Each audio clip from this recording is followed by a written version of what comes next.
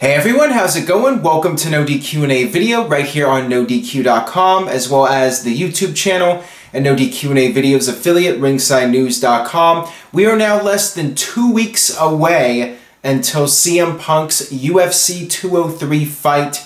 NoDQ.com will have you covered for that fight. I will be there in Cleveland for that. We also have an event, a NoDQ meetup before the UFC 203 event. Go to facebook.com/AaronRift for more details. You can message me. I'll be posting the links to the event in the coming days leading up to it. For now, got your questions from twitter.com/AaronRift with the hashtag PAIV. So let's get started. A lot to talk about. Definitely no shortage of topics coming off of SummerSlam. Still a lot of topics that I have not covered yet. This first one comes from Last Man Sitting. Do you think Vince will turn Jericho versus Lesnar into a storyline?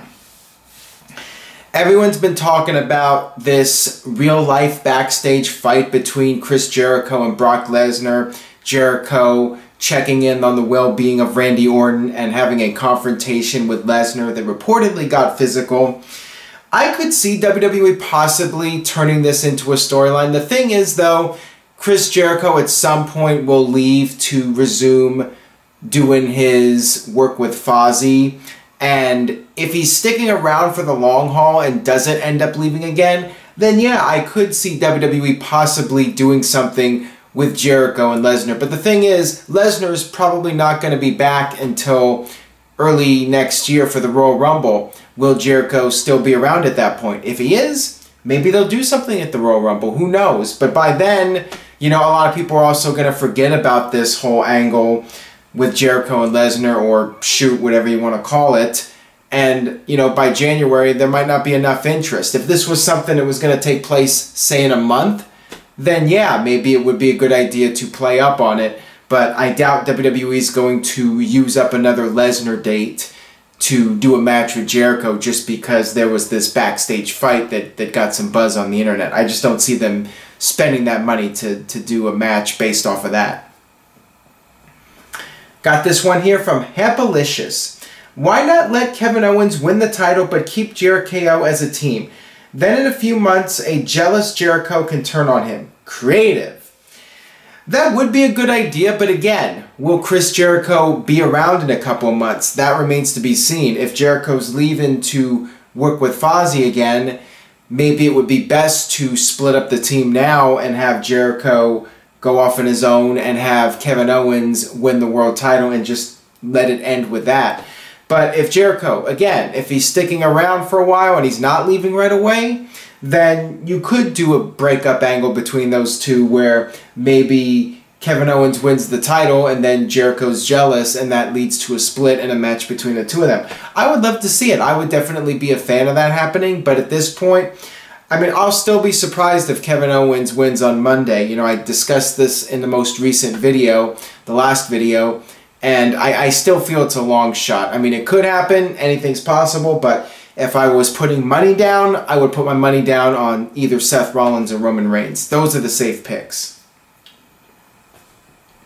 Got this one here from Ty Marshall. Do you think we could see a double turn at Backlash on the Dean Ambrose versus AJ Styles, or is it best to keep AJ a heel? Apparently, when John Cena comes back, he's going to resume his feud with AJ Styles, and I'm just shaking my head at that. I really hope that's not true. I hope those reports are false, because having Cena and AJ continue their feud, that cannot end well. I mean, WWE did such a great job having AJ beat Cena at SummerSlam. And to have Cena come back and face AJ again, I mean, we all know where that'll go. John Cena will get his win back. You know, he's not going to lose 3 times to AJ Styles. I'm not really a fan of it, but right now it's looking like Cena's going to come back and feud with AJ, possibly over the world title. And, you know, there we go again with John Cena possibly breaking that record from Ric Flair. I would like to see a double turn, though. I mean, I feel Dean Ambrose could benefit from turning heel. I feel that that would allow him to really explore that crazy character that we've seen from time to time, but it's really been like a watered down version of Brian Pillman. I think that Dean Ambrose turning heel, he could be crazy and just a true lunatic. But then again, will he really be allowed to go all the way with that character when WWE is a PG company, even though we've seen them cross the line a few times here and there over the years? I don't know. I mean, I think AJ's better as a babyface, quite honestly, but he's doing just fine right now in his role. And, you know, if being a heel means that AJ is the top heel and he's the WWE champion, then I'm fine with him being a heel. As long as he's getting the big push, then let him be a heel for all I care. This one comes from Answer Me Aaron Rift. Like that name. You really know how to get the questions answered, I guess. At Hell in a Cell, would you like to see a 6-man Hell in a Cell for the Universal title? And could this be the end of gimmick pay-per-views due to the brand split? I doubt it'll be the end of the gimmick pay-per-views. I just don't see that happening. I think WWE doesn't really have any other creative ideas than to do gimmick pay-per-views. I think they should be ended, but I'm not expecting it. As far as a 6-man match for Hell in a Cell, I would be a fan of that. I mean, I get that question every now and then because of the Armageddon 2000 6-pack Hell in a Cell match, which was an awesome match, by the way. I would definitely be a fan just to change it up, especially if there's going to be 2 or 3 Hell in a Cell matches. You know, I like the idea of having a little bit of variety, and by doing a 6-man match, it's something different. We haven't seen one since 2000, so why not? And it gets a lot of guys in the main event, and it's the Hell in a Cell match that sells the pay-per-view, so it's not like you have to have a really strong one-on-one match, although traditionally the one-on-one matches are stronger, but when it comes to Hell in a Cell, people are just buying the pay-per-view.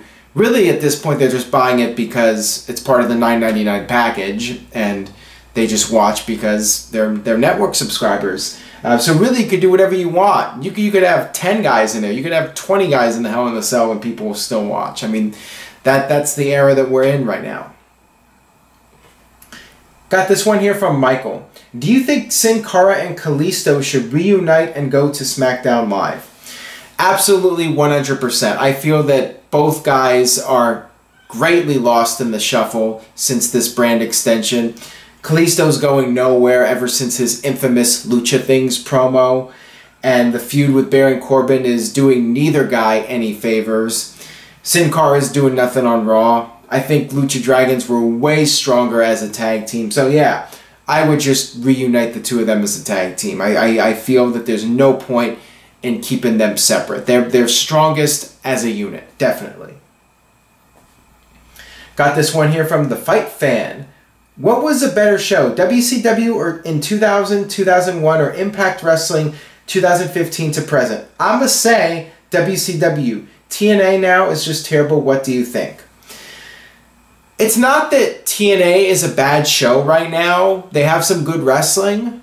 The problem is that, you know, I go back to the other videos, it's a dead brand.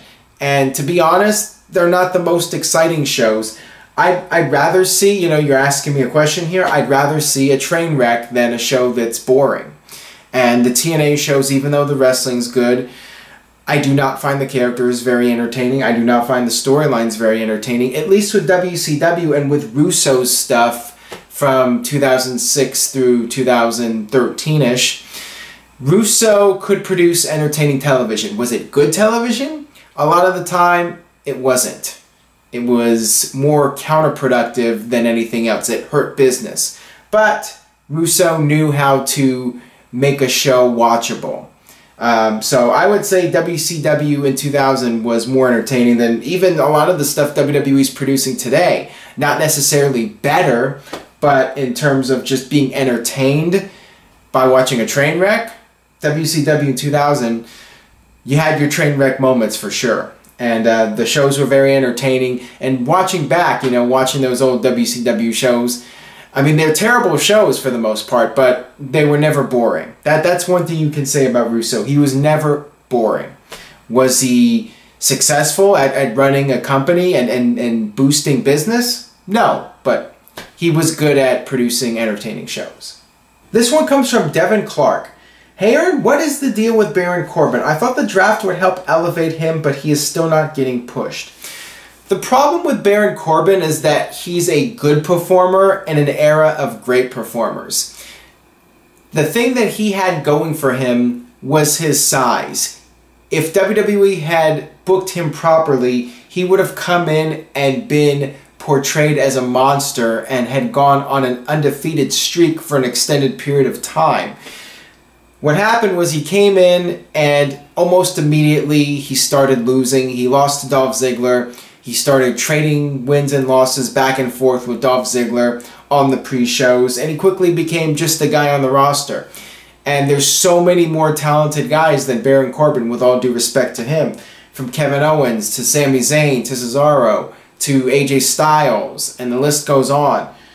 He's just average. You know, he's not one of the best performers in the company, so he needs the booking to protect him.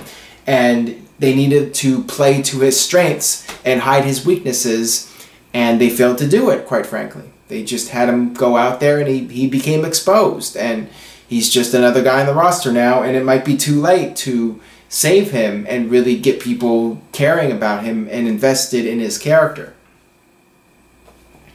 This one comes from Iper. When do you see The Miz's IC title reign ending? I would love it to last until WrestleMania, ending in a match with Dolph Ziggler. It could very well end to Dolph Ziggler, maybe sooner than WrestleMania. I mean, Dolph Ziggler really needs something at this point. The IC title, not really the thing I would go with. I would turn him heel, as I mentioned in the previous videos. But I think that Miz is doing really well, and if he's allowed to go out there, if WWE follows up on the promo from Talking Smack, and Miz is allowed to just speak from the heart, and they drop the whole wannabe movie star gimmick he's doing, then I would keep him as IC champion for a while. It's freshening up his character, but if next week he's going back to doing Miz Holio with the phone calls to the movie stars and all that stuff, then I would have somebody else win the title. But if they're going to change up his character and make him more serious, then yeah, I would keep him as champion for as long as this gimmick runs. You know, if it runs a long time and the fans are into The Miz, then I'd keep him as a long-term champion until it wears off, you know. Let him stay hot as champion. Let him break a record. I'm not sure what the record is. You know, I think he's got quite a ways to go to the Honky Tonk Man. You know, Honky Tonk Man was champion well over a year, so, you know, he's not even close to that. He would need to be champion way past WrestleMania to even come close to Honky's record. But yeah, if WWE is going to let him play a more serious character, then keep him as champion while he's hot. This one comes from Sean T. Flick. Would it be wise going forward on brand exclusive pay-per-views to have less matches on the cards, but give each match more time? Yeah, I think WWE could look at NXT and the TakeOver shows, how well those shows have done being just 5 or 6 matches over 2.5 hours. That seems to be the perfect show length, and those matches on the NXT shows all had a good amount of time dedicated to them. So yeah, I would definitely not go overboard with trying to get every single person on the shows. You know, it's done for morale. WWE likes to throw all the people on a show so everyone's getting the pay-per-view time, but not everybody can get pay-per-view time. If you want to have a really strong show, you want to have 5 or 6 matches, you know, 6 is fine. 6 matches that are given a good amount of time with an interesting backstory, instead of just having matches that are thrown together at the last minute just as a way to get people on the card. Like with SummerSlam, throwing Sami Zayn and Neville out there with no storyline just so they can have pay-per-view time. Those guys are deserving of pay-per-view time, but you want to have an interesting storyline and time dedicated to the stories and the characters leading up to the big events. This one comes from Ahead of the Game. Hey Aaron, why did Finn Balor get a huge push but not Neville? I'm a fan of both and was just curious. That's an interesting question. I'm not really sure why. I mean, I could speculate that maybe it has something to do with Finn Balor having more of that look that WWE likes with the whole demon entrance. With Neville, you know, they make the jokes about him and the Mighty Mouse references and him being short, you know. He's not seen as a top guy in that sense. You know, he's definitely got the physique, but, you know, he doesn't really have the looks in terms of the height, and not really the best looking guy.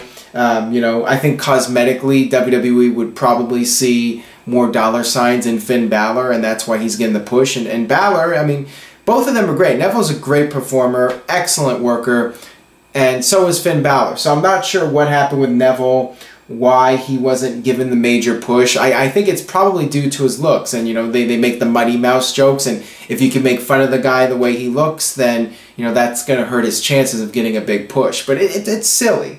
I mean, Neville is just such a great performer that he should really be one of the top tier guys in the company. This one comes from Dave Lesnar. Here, with the focus on newer, younger stars, with the likes of Goldberg, Batista, and even Rock work in today's roster? I think Batista would and The Rock would. Goldberg, I mean, not so much. The thing about Goldberg is that he was protected. You know, this is going back to the whole thing with Baron Corbin. Goldberg was not the best performer in WCW, but he had the look. He had the presence. And WCW in the beginning, they played to his strengths and they hid his weaknesses. You know, that's what Paul Heyman always said. That's what he tried to do in ECW with those guys. And with Goldberg, he just went out there and he did what he did best. Look intimidating and destroy people. And people were satisfied. People were satisfied with him going out there and beating up people in 2-minute squash matches. The fans were happy with that. And WCW got it right for a very long period of time. When they started to have him cut extended promos and sell a lot and have long matches, people started losing interest in Goldberg. You know, the thing about him was being an ass kicker and going out there and just laying waste to people, and that's why that character got over. You know, same thing with the Ultimate Warrior. If the Ultimate Warrior started working really long matches and selling a lot, then, you know, that whole aura of him disappeared, and the fact that he was this larger-than-life ass-kicking machine, you know, that whole image of him would disappear. And same thing with Goldberg. He got exposed. So yeah, Goldberg was just a special attraction, and you know, he got over because of the way he was booked. And, you know, Goldberg, to his credit, tremendous presence. You know, he knew how to play the ass-kicking role really well, to his credit.